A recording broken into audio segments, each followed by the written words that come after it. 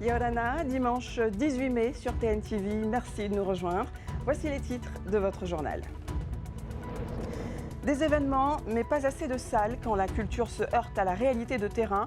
Entre pénurie et réglementation, le casse-tête des professionnels. Grand format ce soir avec la réaction d'un artiste emblématique, Kalou, nous parle aussi de son jubilé. Des drones pour éveiller des vocations. L'armée de l'air forme nos jeunes du Fénois. Focus sur le dispositif Escadrille Jeunesse Air. Premier vol pour ces futurs pilotes de drones qui ont pour certains 13 ans seulement. Et puis un regard culturel sur Rurutu dans ce journal. L'église protestante célèbre le mai. Nos journalistes sur place suivent cet événement incontournable. Direction Moerei pour le début de cette quête annuelle. Enfin, avec Oriano Tefao, comme tous les dimanches, notre page sport. On rame, on pédale, on fait des passes. Vous vous évaderez entre terre et mer avec du VAA, du cyclisme et du football.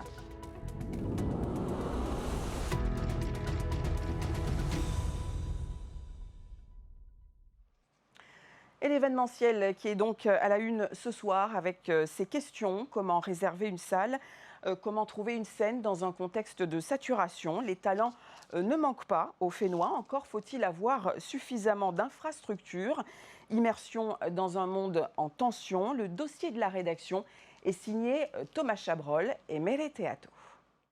Organiser un concert ou un festival de musique à Tahiti, un challenge aujourd'hui. Pour produire des artistes locaux ou internationaux, les organisateurs doivent prévoir leur événement jusqu'à 1 an et demi à l'avance, en raison de la logistique, mais pas seulement.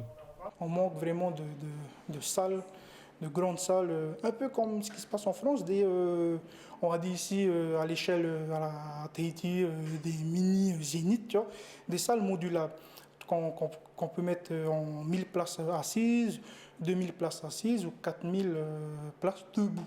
On a un manque de salles, ça c'est sûr, mais je pense qu'il y a une conversation à avoir multiple avec les responsables de communes, avec la politique ici localement pour pouvoir créer des choses, mais aussi avec les gens. Avec ses 6000 places, Toata reste l'unique grand espace de spectacle. Une scène à ciel ouvert qui ne peut donc pas être exploitée pendant plusieurs semaines chaque année lors de la saison des pluies.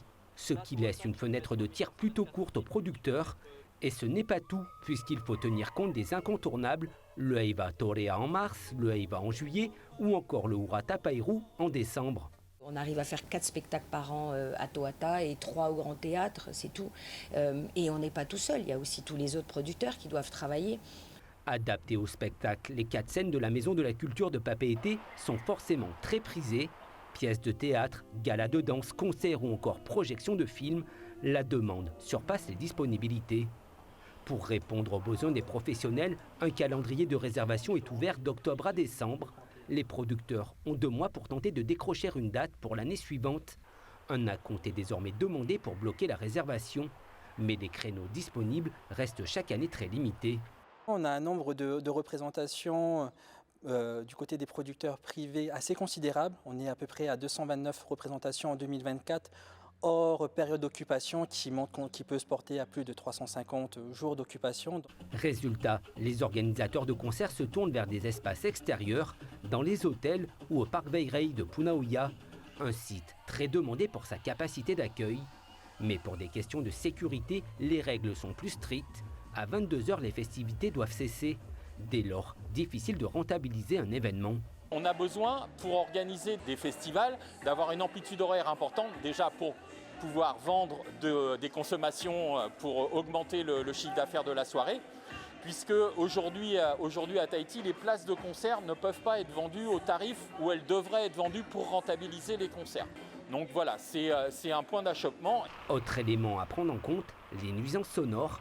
Dans les communes qui accueillent les concerts ou les festivals, les plaintes sont récurrentes. À Papeete, des DJs internationaux se sont déjà produits en plein centre-ville. La capitale est alors envahie par la foule. C'est aussi le cas lors des Purumu Party. On a 2 promo-parties l'année, donc c'est encore acceptable. Et après, ensuite, je pense que nous, on est arrivé à discuter avec les riverains pour voir quel était leur seuil, au-delà duquel c'était plus possible pour eux d'accepter. Il ne faut pas oublier qu'il y en a qui ont des maladies de cœur des fois, des acouphènes, il y en a qui travaillent et qui ont besoin de pouvoir se reposer. Les Tabanas ont beau ajuster les règles d'organisation, pas toujours facile de trouver le juste équilibre entre animation de la commune et tranquillité des administrés. Côté scène, une problématique, on vient de le voir. Et côté artiste, quelles conséquences? Comment s'adapter? Quelles seraient les solutions? Le regard d'un artiste bien connu du Fénois, Yaorana Kalou. Merci d'avoir accepté notre invitation ce soir. Alors, difficile de trouver un lieu où se produire. Est-ce que c'est aussi votre constat? C'est que moi, à l'époque, je faisais beaucoup de soirées, donc c'est plutôt vers Oreitiniau. Mais c'est que, bon, maintenant, Oreitiniau est fermé aussi actuellement. Mais c'est vrai que même par rapport à Toata et puis même la salle, attends, comment ça s'appelait déjà enfin, la salle qui est à Toata, hein. Donc voilà, pour nous aussi, pour les producteurs, donc pour pouvoir faire nos soirées aussi, c'est pas évident. Parce que comme il y a les Heival, donc là en ce moment, au mois de mai, c'est jusqu'au mois de juillet, donc ça c'est pris par tout ce qui est Heival, quoi. C'était plus simple avant? Enfin, c'était plus simple et puis il y a moins aussi d'organisateurs. Et c'est que là aujourd'hui, je ne sais pas il y a combien d'organisateurs, il y a combien d'événementiels. Et puis voilà, c'est ça qui a pris aussi de la place. Et puis bon, maintenant il faut réserver 1 an à 2 ans. Pour Toata, et puis voilà, c'est... Et selon vous, quelles seraient les solutions? Les solutions, c'est de refaire d'autres salles, et puis surtout des salles fermées. Par exemple, à Veille, donc c'est vrai que c'est en plein air, bon, il y a des voisinages. Donc voilà, donc si on peut faire une salle fermée, et puis voilà, pour pouvoir mettre les gens à l'intérieur, comme ça, il n'y aura pas de souci. Merci pour ce regard. On vous retrouve dans quelques instants pour votre actualité musicale. Merci Kalou. À présent, l'aéronautique qui se découvre dès 13 ans grâce à l'armée de l'air. C'est ce que propose l'escadrille Jeunesse Air, un dispositif qui permet une initiation au pilotage de drones sur le terrain d'Atimaono, Otuari, Colombani. Le monde autour s'efface, télécommande en main, les jeunes s'affairent autour des drones. Sur le terrain d'Atimaono, la concentration est palpable. C'est l'heure des derniers réglages avant le décollage. Alors l'objectif, c'est vraiment de leur faire découvrir le drone d'une autre manière, puisqu'ils ont déjà eu une formation en intérieur. Mais là, c'est vrai qu'on est dans des conditions réelles et ce qui est sympa, c'est que je voulais vraiment leur faire prendre conscience de la subtilité des mouvements et de la précision qu'il faut pour faire des belles images. Après la phase théorique sur la réglementation en vigueur, place à la pratique. Les jeunes participants effectuent leur premier vol en conditions réelles et découvrent les premières sensations de pilotage. Alors non, c'est pas si facile que ça. Il faut être assez doux parce que sinon ça va assez vite et c'est dur à manier. Surtout pour se coordonner parce que les 2 manettes ne font pas la même chose. Oui, j'aime bien piloter les drones parce que c'est amusant et ça travaille aussi les yeux, on va dire. Les gadgets volants semblent avoir piqué la curiosité des jeunes. C'est justement la vocation de ce programme national. Faire découvrir l'univers de l'aéronautique et de l'espace aux jeunes de 13 à 17 ans, mais aussi les sensibiliser aux nombreux métiers de ce secteur. L'objectif plus large, ils suivent ça sur une année complète et ils vont découvrir plein de métiers qui sont en rapport avec tout ce qui est air et espace, armée de l'air et de l'espace. Donc ils ont autant des cours de météorologie, de drone là en l'occurrence aujourd'hui. Donc c'est vraiment une super formation je trouve et ça fait toucher du doigt tous ces métiers de l'aéronautique. Donc cette formation, ça renforce les compétences et les expériences chez nous. Et du coup, ça nous pousse, ça nous motive à continuer dans ce domaine. À Tahiti comme ailleurs, cette initiative au pilotage de drones offre une première approche concrète du monde aéronautique. Un moyen pour l'armée d'éveiller l'intérêt des plus jeunes. Du côté de Rayatea, un projet et enfin une enveloppe. Plus d'1,5 milliard de francs. Uturoa aura sa centrale photovoltaïque, un parcours qui aura duré plus de 20 ans. Précision Jessica Doucet. Ce moment, elle l'attend depuis longtemps. La commune de Outouroi obtient ses crédits pour la construction d'une centrale photovoltaïque. Beaucoup d'émotions, c'est vrai, mais c'est surtout pour notre population d'Outouroi. Et merci Seigneur d'avoir fait aboutir ce projet de longue haleine, comme vous l'avez vu. Il y a eu beaucoup de soucis jusqu'à la fin. C'est pour notre population qu'on fait ça. Initié en 2004 lors du mandat de Philippe Broderson, père de l'actuel maire, et porté par 3 équipes municipales, il aura fallu 20 ans pour venir à bout de ce projet ambitieux de 1,5 milliard de francs. Beaucoup d'émotions. Beaucoup. Effectivement, je tiens à remercier le maire et son conseil municipal pour ce projet que nous avions à l'époque prévu et qui va devenir donc une réalité. Il était jugé trop grand et surtout trop onéreux à l'époque par les autorités et les organismes financiers. La commune a dû souvent revoir sa copie avant de retenter sa chance. Toutes les étapes de ce projet, les anciens élus l'ont vécu et s'en souviennent comme si c'était presque hier. Il y a eu des études, il y a eu des moratoires, il y a eu... Voilà, donc... mais après 20 ans, aujourd'hui, on est là. Le point noir, le blocage du projet, c'est bien le financement. Et aujourd'hui, je suis particulièrement très reconnaissante. Durable, respectueuse de l'environnement et surtout plus économique car solaire et hydraulique, cette nouvelle structure améliorera la distribution de l'électricité sur l'ensemble de la commune. À quand les premiers coups de pioche? D'ici septembre, nous allons commencer le projet au fond. La route n'est pas encore tout à fait concrétisée, il reste une tranche et nous devons, aujourd'hui je peux m'avancer devant les propriétaires terriens car aujourd'hui j'ai signé le prêt. Je ne voulais pas le faire avant la signature. La livraison de la centrale est estimée pour novembre 2026. Si je vous dis Karl Gooding, ce nom n'évoque peut-être rien chez vous, mais Kalou, c'est un artiste qu'on ne présente plus. Merci d'être resté avec nous, Kalou. On est là pour évoquer cette longévité exceptionnelle. 50 ans de carrière, ça se fête. Et ça se fête le 24 mai prochain à la mairie de Papeete. Quelle émotion, nostalgie ou envie de se réinventer? Voilà, justement, donc voilà, c'est 50 ans de carrière, donc ça se fête. Et puis, voilà, comme tu disais tout à l'heure, ça va se passer à la mairie de Papeete, donc dans le jardin de la mairie. Et puis, cette soirée-là donc, sera animée par 3 orchestres. Donc, le premier orchestre qui sera Olbus, donc c'est un orchestre local. Et en deuxième partie, ça sera Kalou et puis sa formation. Et en troisième partie, ça sera Toby Brothers de Matahei avec son petit frère Manouari avec Tommy.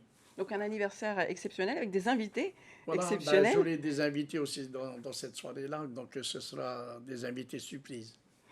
Voilà.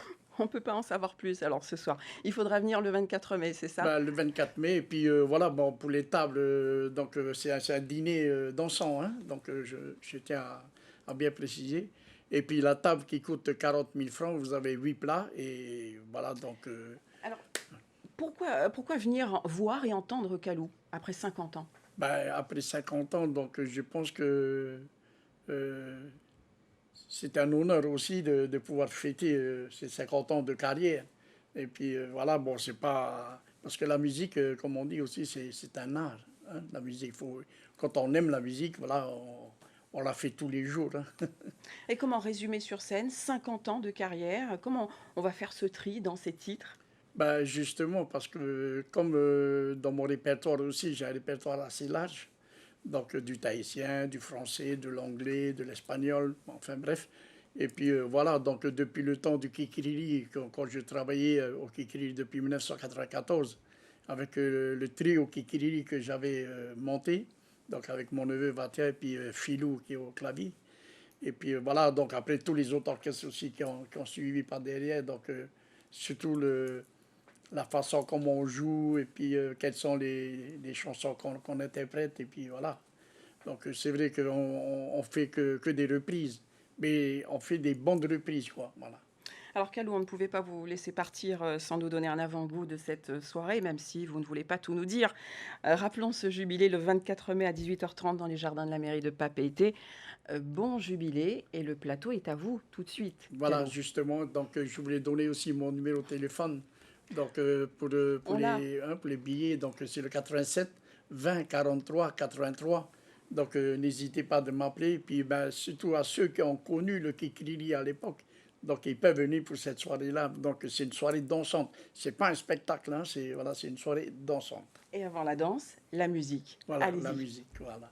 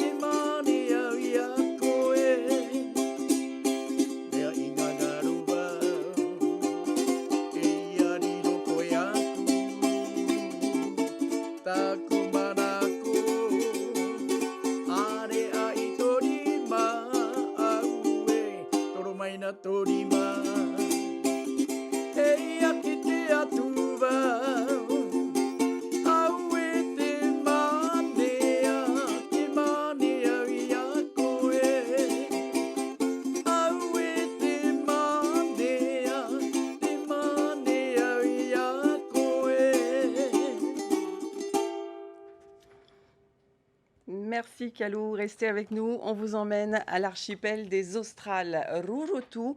Et c'est le grand jour. Les habitants célèbrent leur profession de foi. Il s'agit de la quête annuelle du Oroame, une tradition depuis des décennies.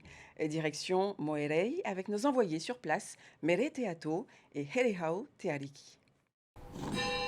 Dimanche est un grand jour pour l'église protestante du Whenua. À Rurutu, le Oroame, la quête annuelle des fidèles, se réalise sur Moerei. Avant d'aller se coucher, Germaine et son mari préparent leurs 3 tenues pour demain. C'est aux aurores que nos hôtes se réveillent. Voici notre tenue pour la messe matinale du dimanche. À l'heure méridienne, lors de la grande célébration du Oroame, nous avons une tenue claire. C'est à ce moment-là qu'on fait nos dons. Le soleil n'est toujours pas levé, certains fidèles se rejoignent à l'église.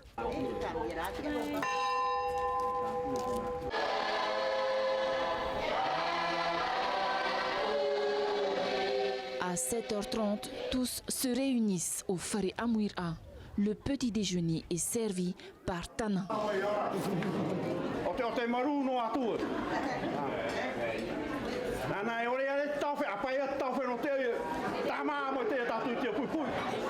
10 heures, vêtue d'un blanc immaculé, la population prend place dans l'église. La grande messe démarre tout doucement. L'occasion pour les fidèles de faire des dons financiers et de se rappeler de leur profession de foi.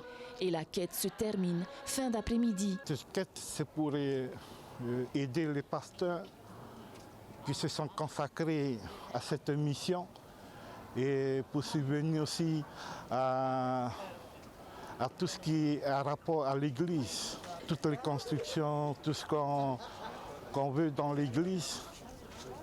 Voilà, tous les projets de l'église. Selon le pasteur Taumata, ils sont plus d'une centaine actuellement en activité en Polynésie. Dès le mois de juin, après 6 années dans cette île des Australes, il achève sa mission, le cœur rempli de gratitude envers la population. Rurutu accueillera son nouveau pasteur dès le mois d'août. Et ajoutons le montant du jour pour l'ensemble des 3 villages de Rurutu, 12 800 000 francs. Moerei est le plus généreux des donateurs avec 50% des dons de l'île à lui seul. C'est l'heure du journal des sports et ce week-end, attention, le programme est chargé. Et du spectacle suitait comme en mer avec le trophée de l'amiral, Duva et une nouvelle épreuve cycliste à pleine vitesse. Et ce n'est pas tout, force athlétique, football, sport traditionnel. Restez avec nous, ça commence maintenant.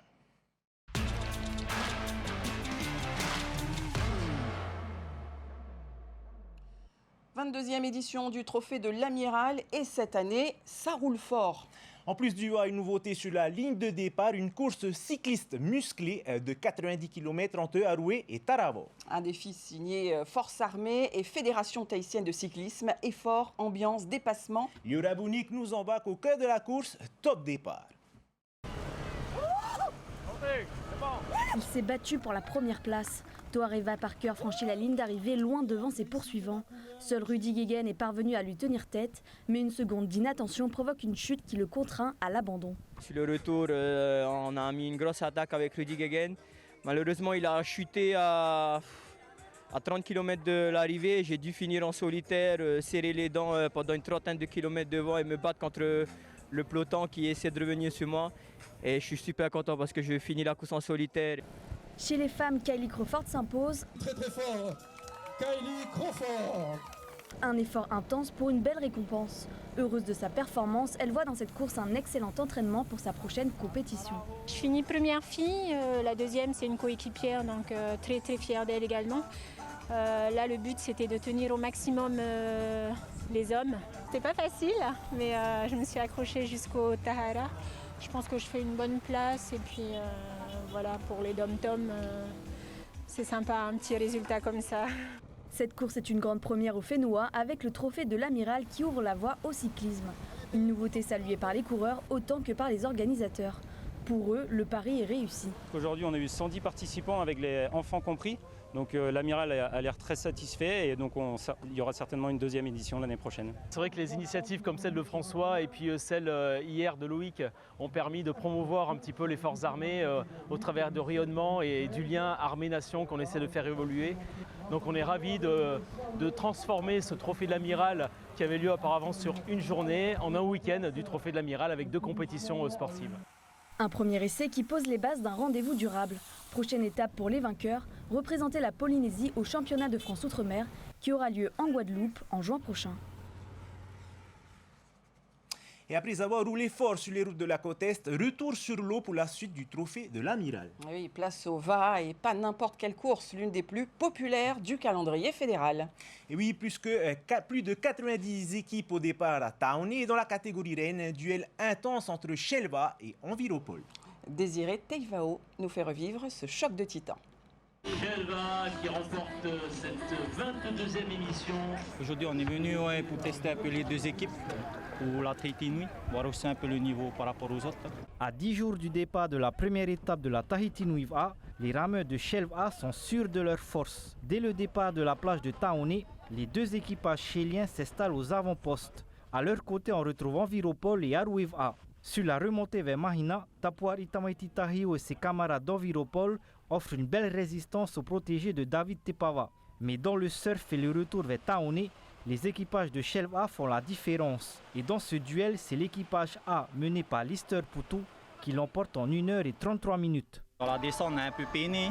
On n'arrive pas à trouver de bonnes sensations pour surfer. Du coup, la baie est un peu partie. On a essayé de faire le forcing pour revenir sur notre deuxième équipe. Que je félicite eux aussi, ils ont bien ramé aujourd'hui. Et voilà, objectif final atteint, c'était de gagner. Et en plus, la deuxième équipe est deuxième. Super pour Tahiti. Derrière les intouchables chiliens, Enviropol prend la 3e place au scratch. De quoi se rassurer avant de s'envoler pour la Vendée A, prévue à la fin du mois de mai. Très positif, c'est un entraînement pour nous. Après, il y a encore des choses encore à travailler. Et je remercie un peu les copains d'avoir tenu le coup par rapport à ce que j'ai capitaine. Et après, bon, c'est vrai, ça a été dur dans le surf. Et je remercie les copains pour aujourd'hui. Et un bon taroué jusqu'à la fin. Chez les dames, Ihilani place ses 2 équipages aux 2 premières places. Le prochain rendez-vous pour les rameurs est prévu samedi prochain à Mateia pour le TVA au Teora. 70 ans d'engagement pour le sport en Polynésie, ça se fête comme il se doit. Et avec Tahiti Sport a soufflé ses bougies en mode 100% sport, inclusion et bonne humeur. Soleil, ambiance et sourire, retour sur cette fête sportive.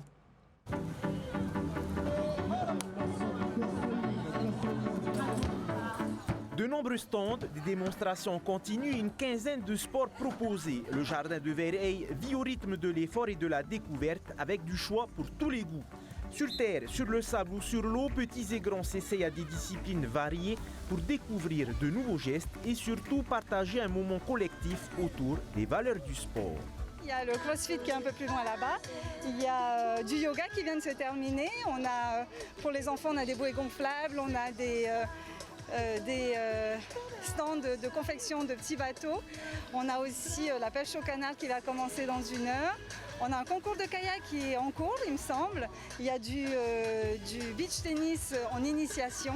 Et demain, je crois c'est sûr, on a une course de VA et on a encore tout plein d'activités sur l'eau. Tout autour, il y a un monde fou et ça fait plaisir parce qu'on a voulu offrir ça avec le cœur et les gens sont venus avec le sourire.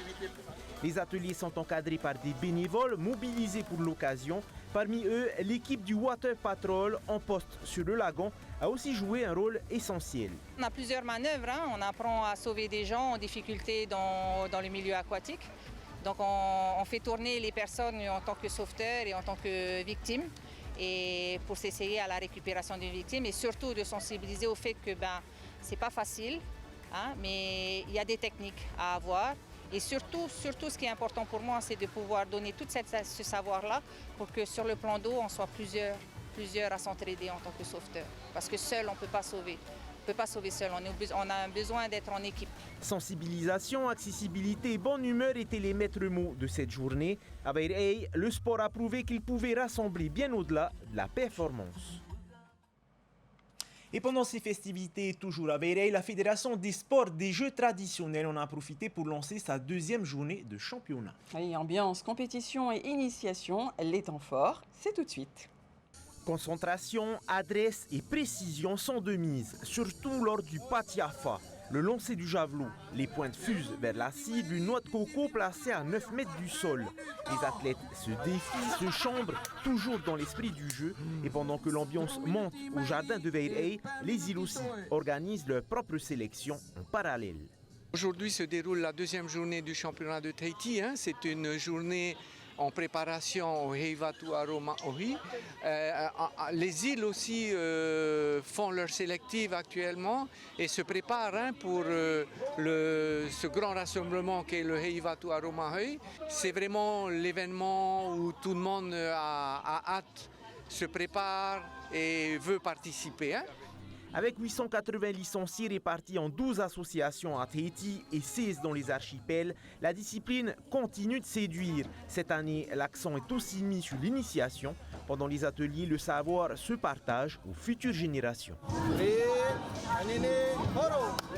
On leur apprend à faire du timora avec les spécificités. Tu sais, il faut tenir une charge, c'est pas évident. Les enfants, ils aiment bien courir vite, mais souvent quand ils ont la charge, ils sont déséquilibrés. Voilà, on y va doucement, tout est léger, on a mis à peine 3-4 kilos. Voilà, il y a l'initiation au lever de pierre aussi, pareil, avec des petites charges, 24 kilos, 12 kilos, c'est vraiment accessible à tout le monde. C'était quoi la technique pour porter la pierre? C'était de mettre les mains sous la pierre et de porter sur ses genoux et de porter après sur l'épaule. Tranquille? Oui. Et tous les enfants qu'on a eu là ce matin sont motivés. On vient de faire un peu de course de portée de fruits. Là, j'ai fait lever les jeunes à 24 kilos. Ça va, content. Il y en a d'autres qui montent sur 45 kilos. Ce dynamisme local s'exporte. Les Tuarumaohi s'invitent désormais à l'international. Dernièrement, on vient de participer au Heiwatu Aroma Ohi à Miami, où une équipe s'est rendue. L'objectif était de faire connaître, de promouvoir nos Tuarumaohi, puisque le Brésil n'est pas loin. Il y a pas mal de grimpeurs de cocotiers. Ensuite, on a le Emo Aito Tuarumaohi à Rarotonga, qui va se dérouler le 1er et 2 août. Et on a le 11 novembre la grande compétition Temoananui Traditional Game. Et ce n'est qu'un début. Un jour, peut-être, les Jeux des sports ancestraux verront le jour en marge des Jeux du Pacifique. Bouger, se déplacer, sortir de la routine, les étudiants ont relevé le défi à Punaru. Oui, une journée pour transpirer, échanger avec des pros et pourquoi pas révéler des futurs talents. Ah oui, squat, développé couché, soulevé de terre, c'était la journée de la force, version campus. Yura Bounier qui nous fait vivre ce moment musclé. faites place aux jeunes. Ils sont là, motivés, concentrés et prêts à se surpasser. La compétition, issue d'un projet universitaire, a trouvé écho auprès de ces étudiants. Un événement qui a été pensé pour eux. En tant qu'étudiants, ils n'ont pas forcément le temps ou l'argent pour s'inscrire à des compétitions parce qu'en majorité, elles sont payantes. Et là, on leur propose justement un événement gratuit avec des récompenses dans une ambiance de compétition en fait. Au programme, 3 mouvements, squat, développé couché et soulevé de terre. Ils auront 3 essais chacun. Seul le meilleur sera retenu pour déterminer le classement. Dès la première épreuve, un athlète s'impose, 225 kg au squat. Aujourd'hui, ce qui m'a donné participer, c'est justement c'est ma dernière année en tant qu'étudiant et j'ai vu qu'il y avait les championnats universitaires et j'avais envie de participer et marquer le coup. Et Keanu ne s'arrête pas là, il soulève la charge la plus lourde à la deuxième épreuve, 170 kg. Chez les filles, une seule participante, Terika revient à la compétition après 1 an de pause. Elle réalise 100 kg au squat, 40 au développé couché et 135 au soulevé de terre. Un bel exemple pour d'autres jeunes femmes. On n'est pas beaucoup de filles. On doit être, des filles de notre âge, on doit être 3 peut-être. Et puis c'est un sport super cool. Même si c'est pas très médiatisé en Polynésie, il y a beaucoup de femmes qui le font. Et c'est pas qu'un sport d'hommes. Au-delà de la performance, un enjeu, repérer les talents de demain, notamment en vue des Jeux du Pacifique de 2031. Dans 4 ans, les Jeux se feront à Tonga, ils seront prêts. Mais c'est maintenant qu'il faut travailler. C'est un petit repérage aussi et à mon avis, il faut être positif. Il faut être positif et aller de l'avant. On a besoin de ces jeunes-là, c'est l'avenir. Un premier pas pour certains et peut-être un tremplin pour d'autres. L'avenir de la force polynésienne est en bonne voie. Et on découvre tout de suite le reste de l'actualité sportive en bref et en images. La Margaret River Pro 7e étape du Tour mondial de surf a débuté hier en Australie. Dans sa série du premier tour, Vahini Fierro s'est offert la meilleure note de la journée avec un score de 8,50. Et grâce à son total de 14,83, la surfeuse de Huahine a pris la 2e place de son hit, synonyme de qualification directe pour les 8e de finale. Cette 7e étape est cruciale pour la Tahitienne qui doit signer un gros résultat dans l'Ouest australien pour espérer conserver sa place sur le Tour mondial la saison prochaine.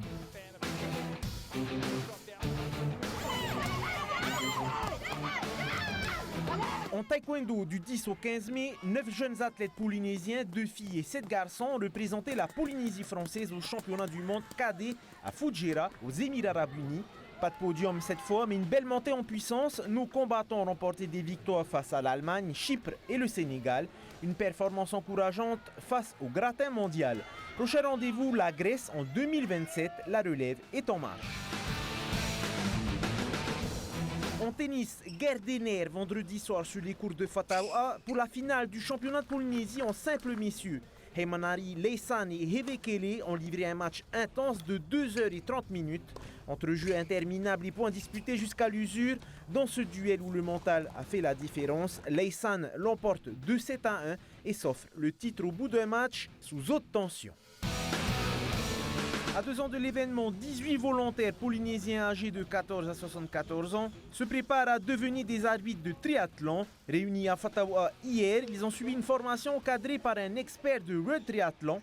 L'objectif du pays est d'atteindre 50% d'arbitres locaux dans toutes les disciplines pour ne plus dépendre de l'étranger. Une montée en compétences qui met la barre haute pour cette préparation des Jeux du Pacifique de 2027. Nous apprenons beaucoup de règles concernant le niveau international et le niveau élite.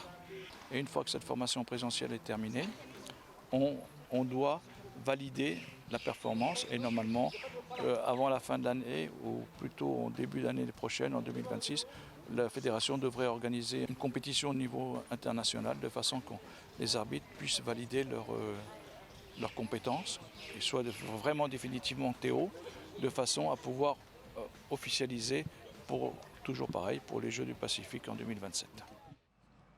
Et on termine notre rubrique avec les rendez-vous sportifs attendus cette semaine. Allez, samedi 24 mai, on dit non à l'AS et oui au va avec Va Oteora, une action sociale contre les drogues à Mateia. Les samedis 24 et dimanche 25, il y aura du grand judo avec la Tahiti Oceania Open au complexe sportif Boris Leontiev à Aroué. Et dimanche 25 mai, place à la Tawati Ferry Swimrun à Mooria. c'est la fin de ce journal. Ce soir, Bien dansant Fari vous emmène à Punaouia. 19h25, Aussi profond que l'océan, c'est votre film du dimanche soir avec Michel Pfeiffer et Whoopi Goldberg. 21h10, un Zone interdite consacré aux détectives privés. L'information revient demain avec Sophie Guébel et Vaitiale Naota. Bonne soirée et très belle semaine. Merci.